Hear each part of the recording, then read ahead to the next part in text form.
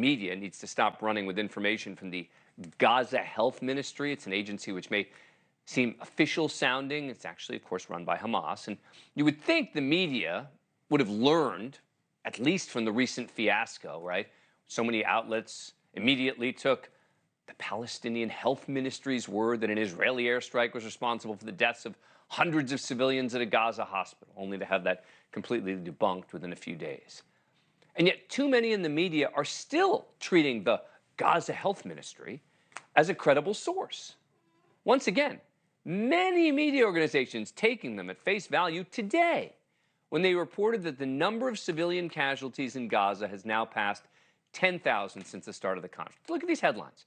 Associated Press, quote, Israeli forces cut off North Gaza to isolate Hamas as Palestinian deaths surpass 10,000. Reuters, Gaza death toll tops 10,000. UN calls its children's graveyard. NPR, the death toll in Gaza surpasses 10,000 as the conflict enters its second month. It goes on and on. And by the way, it's on the left-leaning cable networks as well. The Palestinian Health Ministry now reports more than 10,000 people have been killed in airstrikes since the war started. Even the U.S. government urging serious caution about these numbers coming from Hamas. Brigadier General Pat Ryder, the Pentagon's press secretary, when asked about the 10,000 number, could not confirm it, saying, as it relates to civilian casualties in Gaza, what I would tell you is that we know the numbers are in the thousands. And at a recent news conference, President Biden made clear he's extremely skeptical about any information coming from the health ministry. I have no notion that the Palestinians are telling the truth about how many people are killed. I am not saying that the Palestinian Health Ministry claims should be totally ignored. They have access to information that almost no one else does.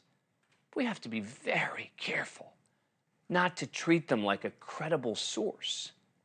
So how do they go about fudging the numbers? Let's ask Leland Vittert, host of On Balance with Leland Vittert. He worked in the Middle East for 6 years and has covered these sorts of issues. Leland, thanks very much for taking the time. Appreciate it. All right, so talk to us about how they play with these numbers, right? They say 10,000. They then get the backing of the UN saying, oh, yeah, you know, we think that these numbers are generally right. How do they end up fudging them? Well, it goes back to sort of what you said, Dan, which is fool me once, shame on me, on you, fool me twice, shame on me.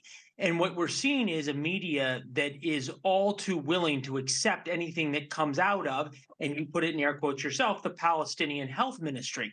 It's because people want to believe this, and it plays into the narrative of Israel as the aggressor and this terrible civilian death toll inside of Gaza. What's interesting when you see all these numbers is you never see how many Hamas fighters have died. And I'm not sure if the control room has any of the video outside the Palestinian hospitals where we always see the people being brought in, and they always look like civilians. You never see anybody in a Hamas uniform brought into a Gazan hospital. And that's because the Hamas fighters always fight in civilian clothes. So it is impossible to know what of these numbers are true and what of they're not. You remember the 500 people who died at the hospital that was allegedly hit by Israel.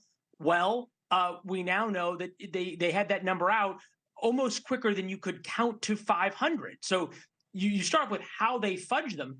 They just make them up. You know Hamas is lying by the fact that their lips are moving. And I worry sometimes that, you know, there are a lot of people who will tell you, well, no. The UN numbers are often exactly the same as the health ministry, but it often seems to me it's kind of circular, right? You get the health ministry giving them to the UN, and the UN then reporting what the health ministry said through the auspices of the UN, and now the numbers have effectively been laundered. Well, you laid it out perfectly in your open. The UN had, 14 resolutions condemning Israel and 5 condemning the rest of the world, despite the massive atrocities that we know that are going on around the world. This is the same UN that has Iran on its Human Rights Commission. Okay, so the idea that the UN here is a fair broker of information. This is the same UN who the UN folks allegedly on the ground in Gaza are the ones who keep saying we're running out of fuel, we're running out of fuel, we're running out of fuel, and the lights in the hospital are still on, and Hamas has all the fuel. So it's very difficult to to take anybody who has clearly skin in this game at face value. Thank you for watching. Go to newsnationnow.com to find News Nation on your cable provider. And don't forget to click the red subscribe button below to get more of News Nation's fact-driven, unbiased coverage.